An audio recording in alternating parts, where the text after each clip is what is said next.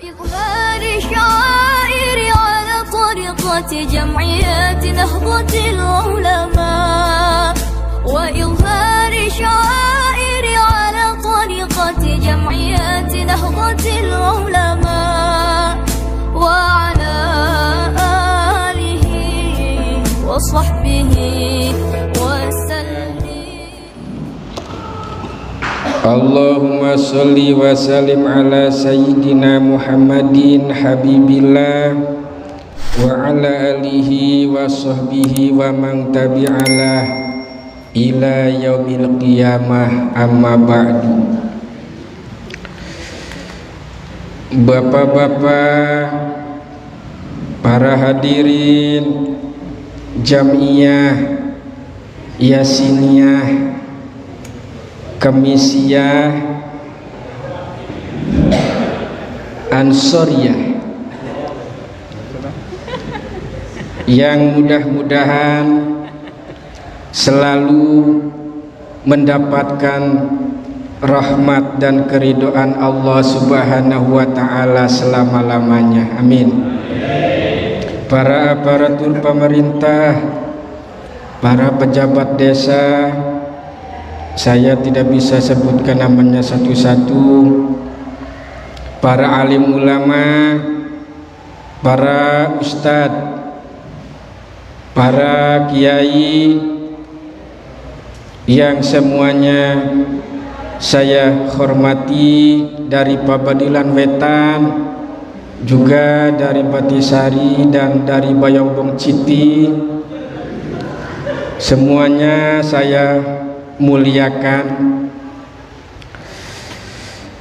Dan Ketua NU Bapak Ustadz Subur, dan juga tak ketinggalan Ketua Ansor Al Ustadz Muhammad Anton, dan para ketua-ketua Ansor dari berbagai daerah di dunia yang saya muliakan. Jamaah, oh jamaah, alhamdulillah.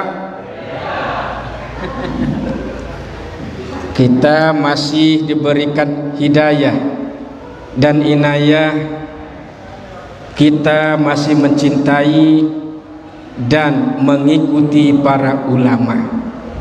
Itu adalah sebuah anugerah dari Allah Subhanahu wa ta'ala yang terbesar, adalah kita menjadi pengikut dan golongan yang menghormati, mengikuti dan mencintai mahabbah kepada para ulama.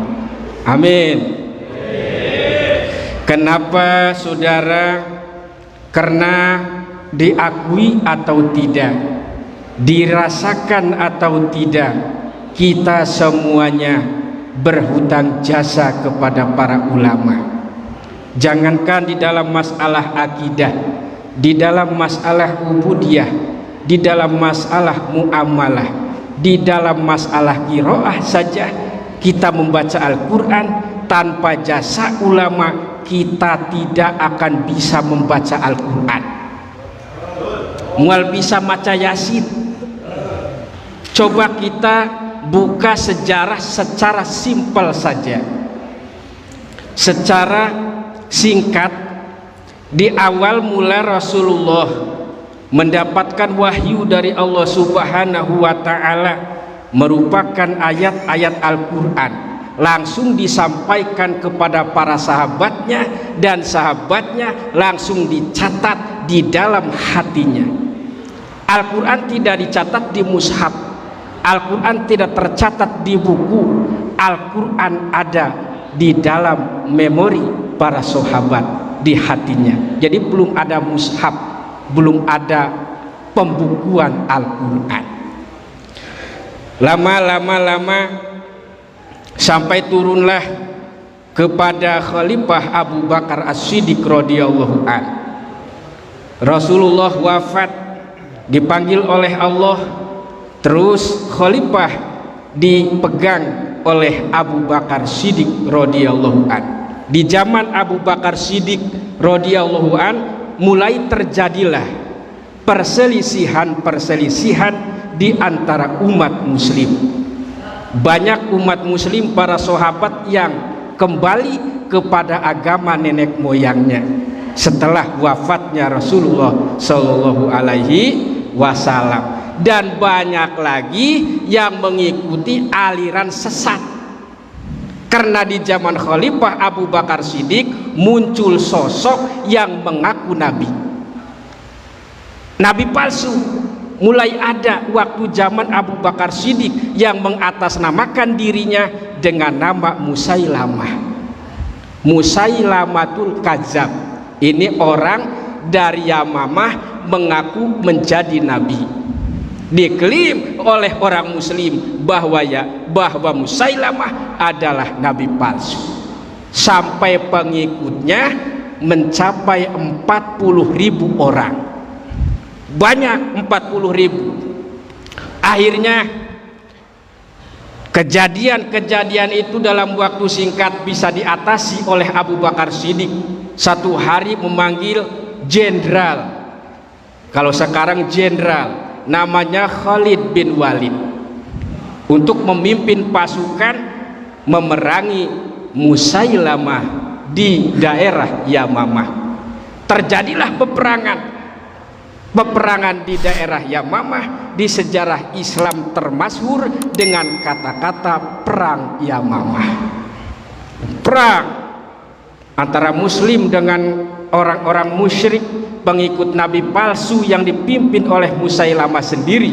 Maka terjadilah peperangan yang sengit sampai terjadi sahabat-sahabat banyak yang terbunuh.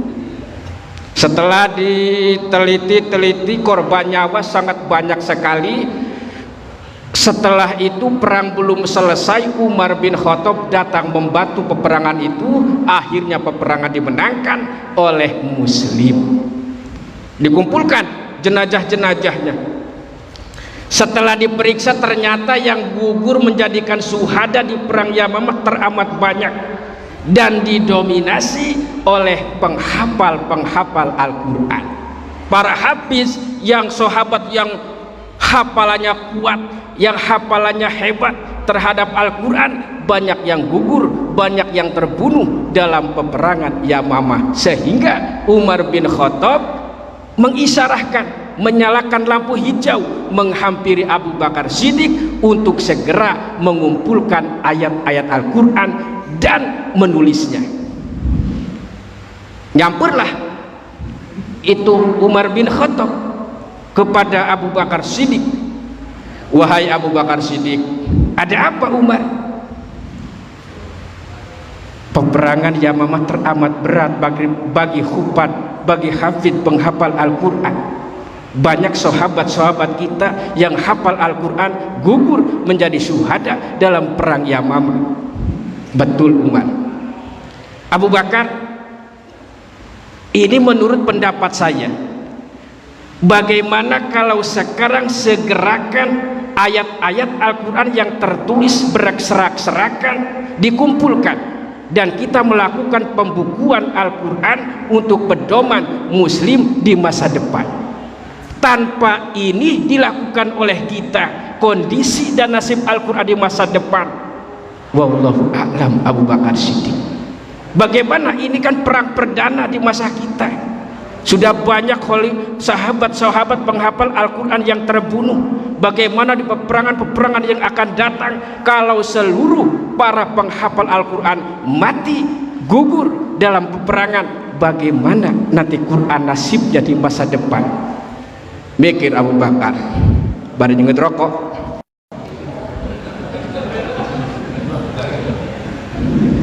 Umar, ada apa? Apakah pernah Rasulullah melakukan hal semacam ini? Tidak. Bukan inilah yang dinamakan bid'ah. Betul. Tapi Abu Bakar, demi Allah, ini adalah suatu keniscayaan, keharusan yang baik. Iya, ya. Berkali-kali Umar meyakinkan hati Abu Bakar Siddiq untuk mensegerakan pembukuan Al-Quran. Abu Bakar Siddiq khawatir kalau ini terjadi bid'ah. Bid'ah itu sesuatu yang tidak pernah oleh Rasulullah dilakukan. Iya. Akhirnya Abu Bakar Siddiq yakin di dalam hatinya bahwa pembukuan Al-Quran adalah suatu keniscayaan, suatu keharusan yang baik. Maka di zaman Khalifah Abu Bakar Siddiq, bid'ah sudah dibagi menjadi dua bagian, bid'ah dolalah dan yang kedua bid'ah hasanah. Jangan dikit-dikit bid'ah, dikit-dikit bid'ah, tahlilan bid'ah, yasinan bid'ah. Kalau kita dikit-dikit bid'ah, baca Al-Quran ulah dibaca. Sebab mushaf Al-Quran itu bid'ah, tapi bid'ahnya bid'ah hasanah. Lalu Abu Bakar Siddiq memanggil sahabat Ansor. Ketua Ansor di zaman sahabat, di zaman Nabi, namanya siapa? Namanya Zaid bin Sabit. Zaid, saya ya Abu Bakar, kamu adalah pemuda yang luar biasa. Keingatanmu dalam menghafal Al-Quran sangat hebat, dan kamu tergolong orang yang sangat berhati-hati dan tidak punya rasa tergesa-gesa di dalam hatinya. Dan engkau pernah disuruh, pernah diutus oleh Rasul untuk menulis ayat Al-Quran. Waktu di Rasul pun pernah ditulis oleh sahabat Zaid, cuman sekebet, acak-acakan, belum tersusun yang rapi. Akhirnya menulislah sahabat Zaid bin Sabit atas perintah Abu Bakar Siddiq, memakan waktu lebih dari 1 tahun. Selesailah Al-Quran, punya mushaf cuman 1 jadinya. Jadi boga samushaf dipegang oleh Abu Bakar Siddiq. Setelah Abu Bakar Siddiq wafatnya Abu Bakar Siddiq diperiksa oleh dokter, tidak ada penyakitnya. Setelah diteliti oleh dokter ahli dalam bidangnya bahwa Abu Bakar Siddiq meninggal akibat penyakit kesedihan yang mendalam di dalam hatinya, mengidap penyakit tekanan kesedihan. Karena Abu Bakar Siddiq selama Rasulullah meninggal selalu menangis setiap saat mengingat Rasulullah Sallallahu Alaihi Wasallam.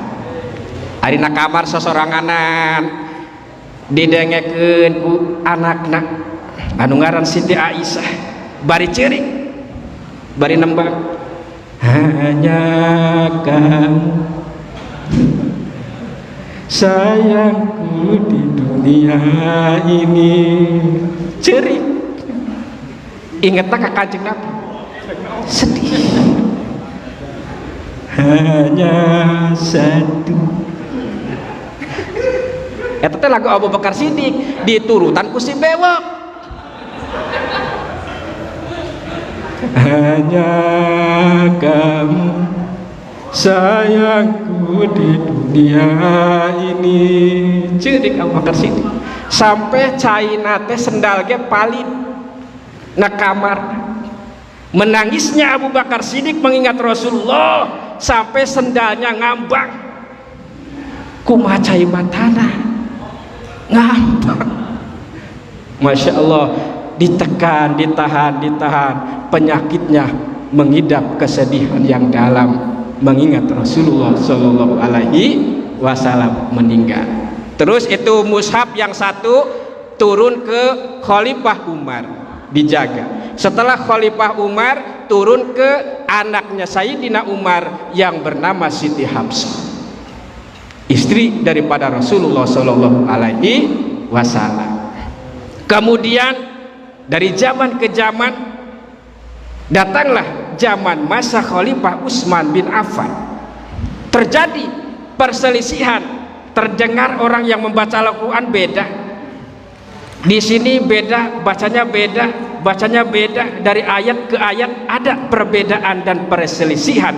Akhirnya Sayyidina Utsman memutuskan untuk mengumpulkan para sahabat-sahabat yang hafal Al-Quran untuk merumuskan mulai melakukan terobosan pembukuan Al-Quran.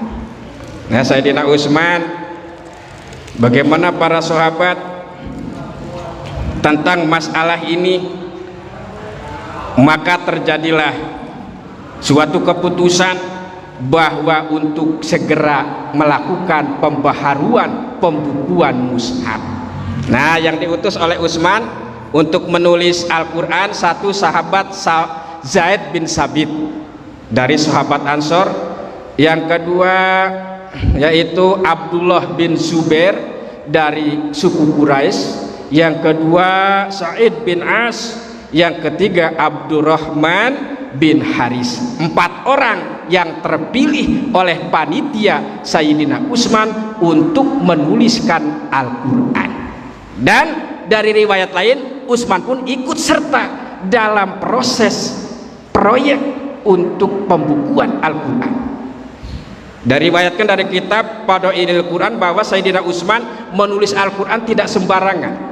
Yang pertama, catatan Al-Quran yang pertama ditulis oleh sahabat Zaid bin Sabit waktu Khalifah Abu Bakar Siddiq, dibaca berulang-ulang kali. Coba baca Zaid, berulang-ulang supaya tidak ada perbedaan. Jangan sampai ada perbedaan antara ayat-ayat Al-Quran, supaya muslim satu mushaf, muslim satu kitab, muslim satu bacaan. Jangan ada perbedaan. Sayyidina Utsman menulis mushaf itu dengan menggunakan mukasyafah, melihat lauh mahfuz. Tebobodohan. Kelihatan Al-Quran dari ayat pertama sampai ayat akhir tertulis dalam lauh mahfuz di langit yang ke-8.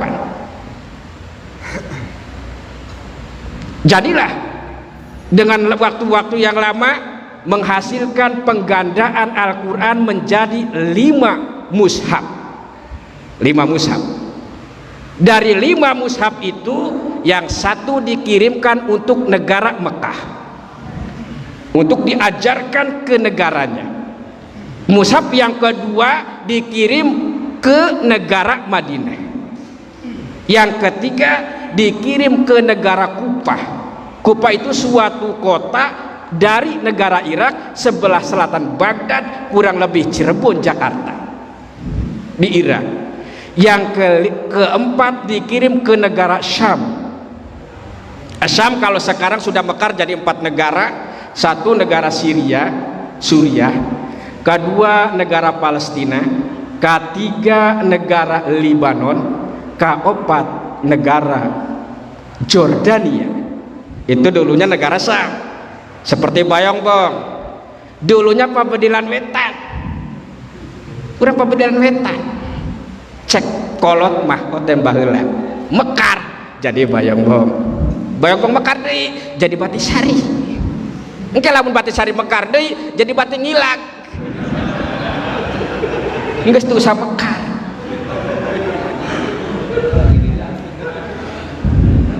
Kejabatanna si Barci.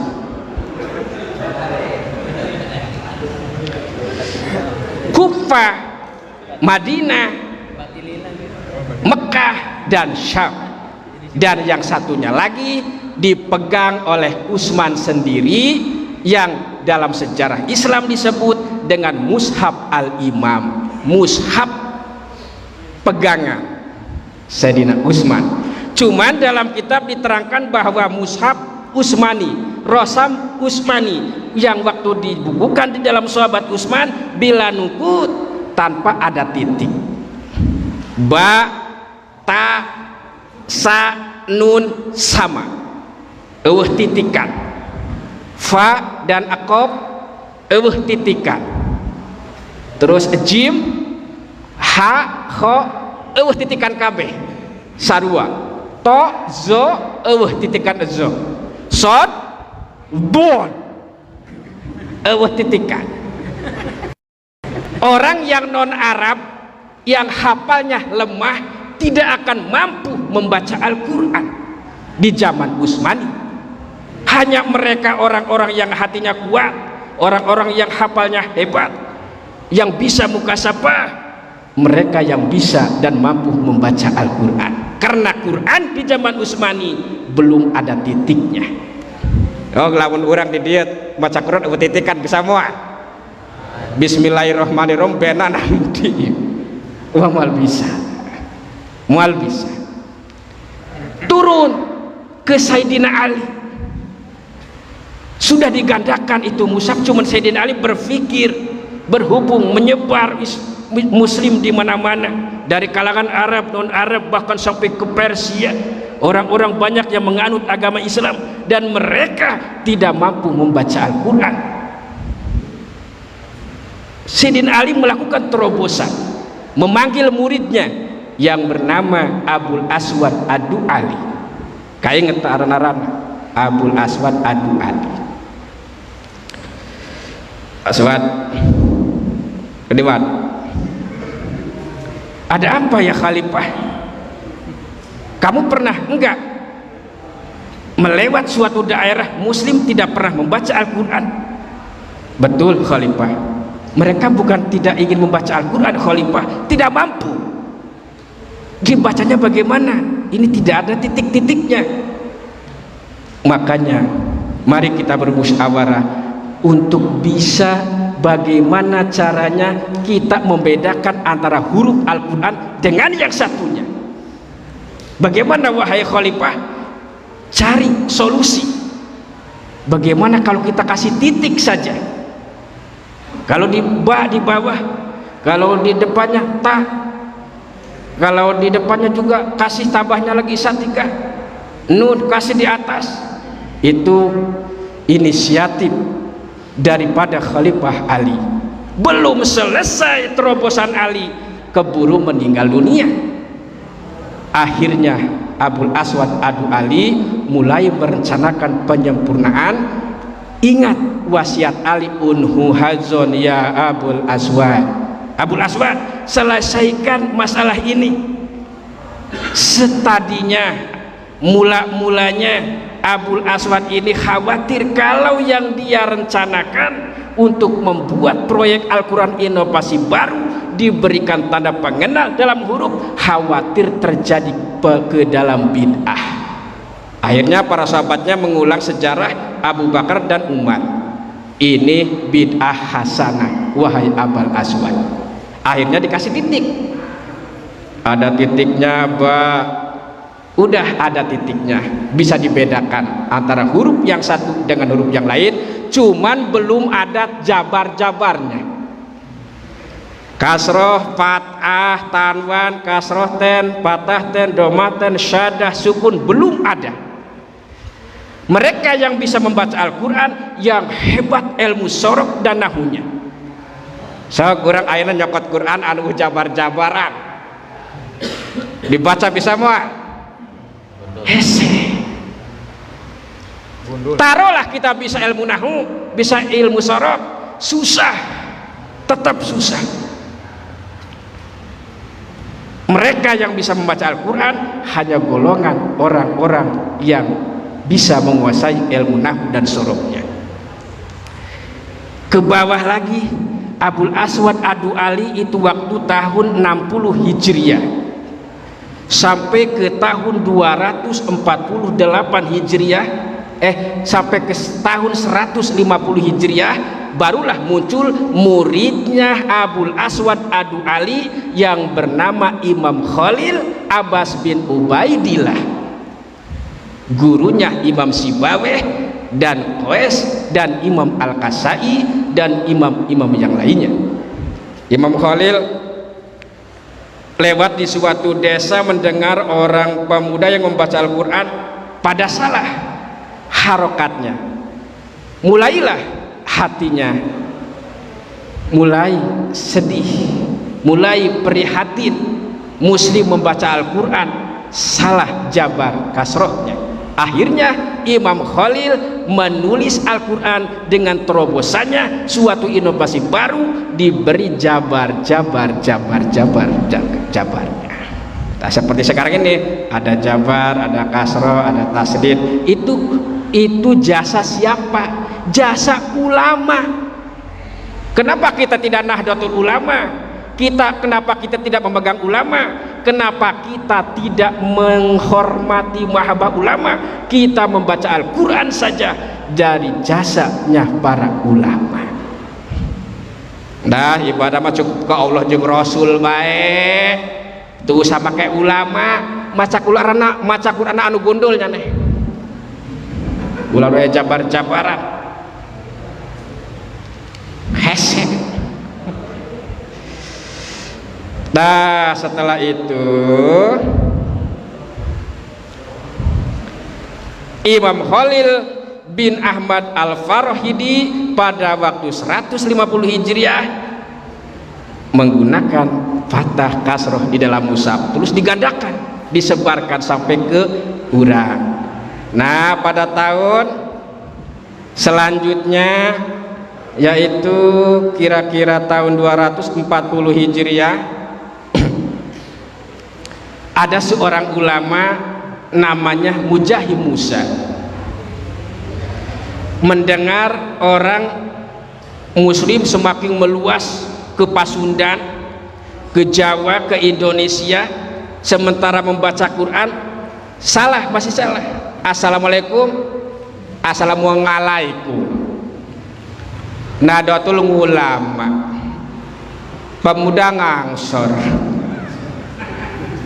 baca Quran panjang pondok nasalah, sementara dalam Al-Quran tilil Qur'an tartila. Eta bae bisa nangan hiji. Deui kiron. Bacalah kamu Quran dengan tartil dan setartil-tartilnya. Panjang pondoknya harus teratur. Maka dalam tahun itu barulah Imam Mujahim mengarang kitab tajwid untuk membaguskan cara membaca Al-Quran. Ada ikhfa, ada idhar, ada iklab. Saya pernah diajar oleh guru saya, Bapak Ulis, Bapak Casman, itu tentang tajwid. Itu guru saya tuh. Ada mad tabi'i, mad asli, mad far'i, mad sangit. Itu karya para ulama, jasa para ulama. Kita seharusnya mengikuti, menghormati, mahabbah kepada para ulama. Jikalau tanpa jasa mereka, jangankan tentang akidah, tentang ubudiyah, tentang muamalah, tentang qiraah saja, membaca Al-Quran kita tidak akan bisa membacanya. Mudah-mudahan kita termasuk orang-orang yang mencintai, mengikuti dan memegang para ulama. Amin. Dari kurun selanjutnya ada yang mengarang tentang wakaf dan imalah, yaitu Ibnu Mu'ti, gurunya Imam Malik. Ada yang baca Quran digaya-gayakan. Kita kalau pengen bisa tentang wakaf dan muamalah, imalah, itu kita ngajinya kitab Alfiyah. Nanti kalau kita membaca Al-Quran enak. Wadduhi wallaili idza saji. Mah cokor kitu geus nyahun ilmuna, ieu terobosan para jasanya ulama. Amin. Allahumma ya rabbal. Kainget tadi sejarah kilas. Aran-arana kainget. Aran-aran. Geus penting mau sepenting teh.